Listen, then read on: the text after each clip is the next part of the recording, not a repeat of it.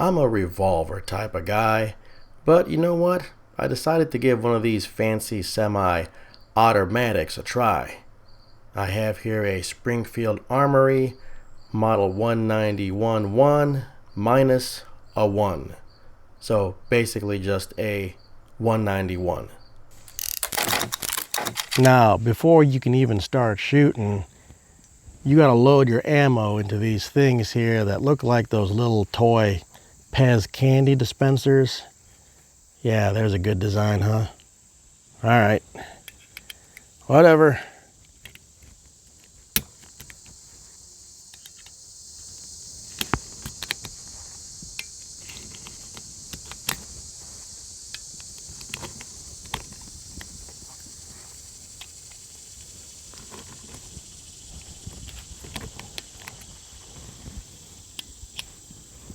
Okay, it starts to get difficult once you get to the last two. So I bought one of these things to help me out. So yeah, another expense just to load up the semi-auto. I gotta say though, I kind of like these little cartridges. You know, they're short and fat. This will put a big hole in somebody. Oh yeah, these are 45 ACP.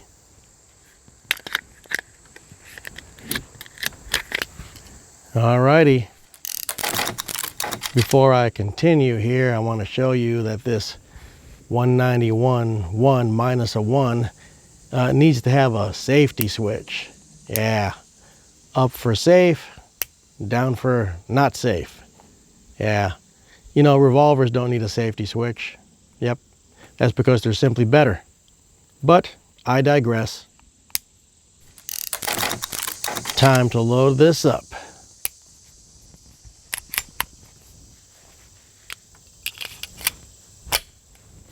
Ooh, gotta say, that makes a nice sound.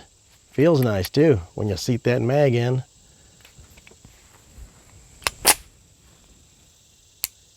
All right, it's in what they call cocked and locked. All right, let's go find something to shoot.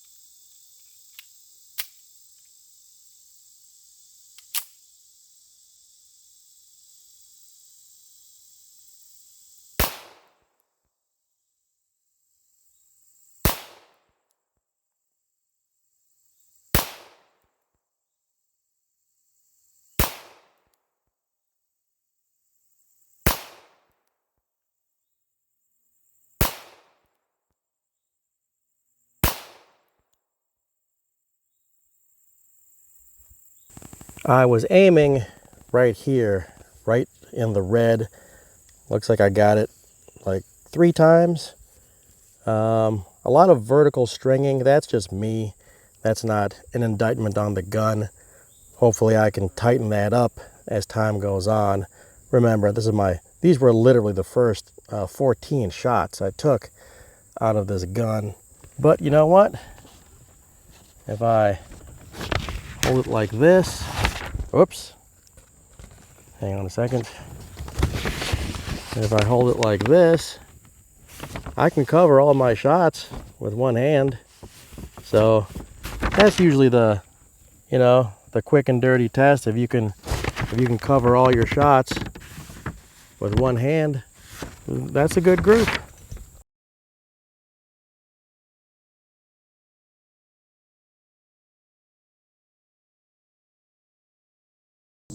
got the gun empty right now. There's no mag in it. So unfortunately, there were a few issues. The slide got stuck a couple times right about like that. And I had to give it the old boop to send the slide that extra little bit so it would go into battery. It did it a few times, and you know, when I had to give it the boop, it wasn't really hard. You know what I mean? I didn't have to pound the slide forward. I just had to give it a little bit of tap, a little bit of a tap of motivation to send it home. But still, it shouldn't be doing that. You shouldn't have to boop the slide. You know, I never had to boop my revolvers to get them into battery. So, you know, just saying, but I digress. Anywho, yes, I know 1911s or 191s need to be run wet. And trust me, this thing is lubed. I used good old Ballistol on it. It's got oil. It's got oil on the rail. It's got oil on the barrel, the bushing, link pin. This thing is well oiled up. Now I'm going to chalk this up to maybe this 191-1 just needing more breaking in. I mean, as I'm working in the slide right now, it feels smooth. I don't know why it was hanging. It doesn't feel like there's anything that it should be hanging up on. I mean, it feels totally smooth right now. Maybe it was just a burr or something in there that needed to get worked out.